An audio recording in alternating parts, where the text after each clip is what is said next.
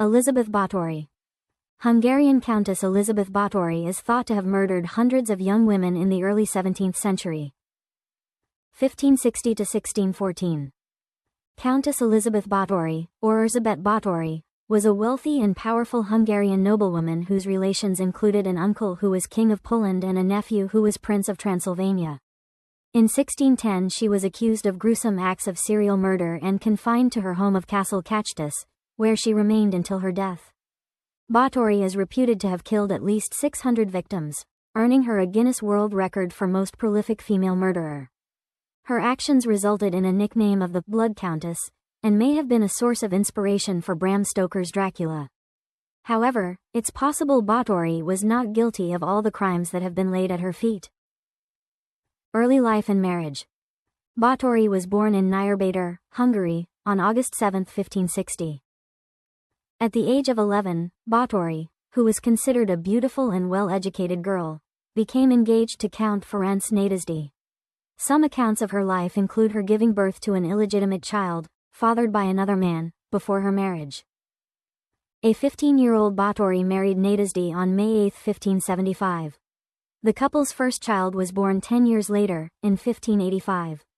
Báthory gave birth to 5 children. 2 died as infants, but 2 daughters and a son survived. As her husband was a soldier who was often off fighting Ottoman Turks, the couple spent most of their marriage apart. However, he may have schooled her in techniques of torture when they were together. After Nadasdy died in January 1604, Báthory took control of her extensive estates. Crimes. Báthory was accused of a haunting litany of crimes against both female servants and minor noblewomen who'd come to her for training and education. Most of her alleged assaults and murders took place after she was widowed in 1604. Some of Báthory's victims were covered with honey and left outside for insects to devour.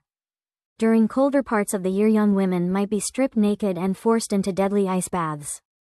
Báthory sometimes tortured girls by driving needles into their fingers, cutting their noses or lips, or whipping them with stinging nettles.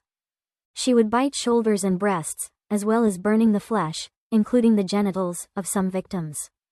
The intimate nature of Báthory's attacks suggests a sexual motivation, though it's impossible to know with certainty what compelled her to act. Depictions of Báthory often mention her bathing in the blood of virgin victims in an attempt to recapture her lost youth.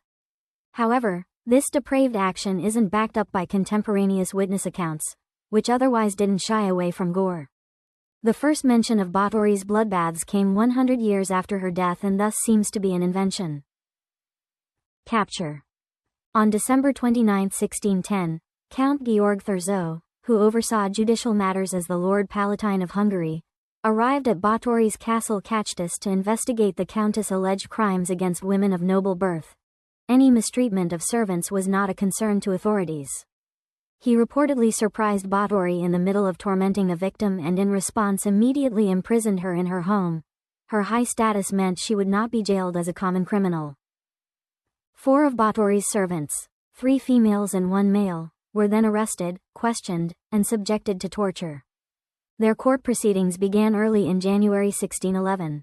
These servants denied their culpability in the murders but admitted to burying multiple victims, though the number in their accounts varied between 36 and 51.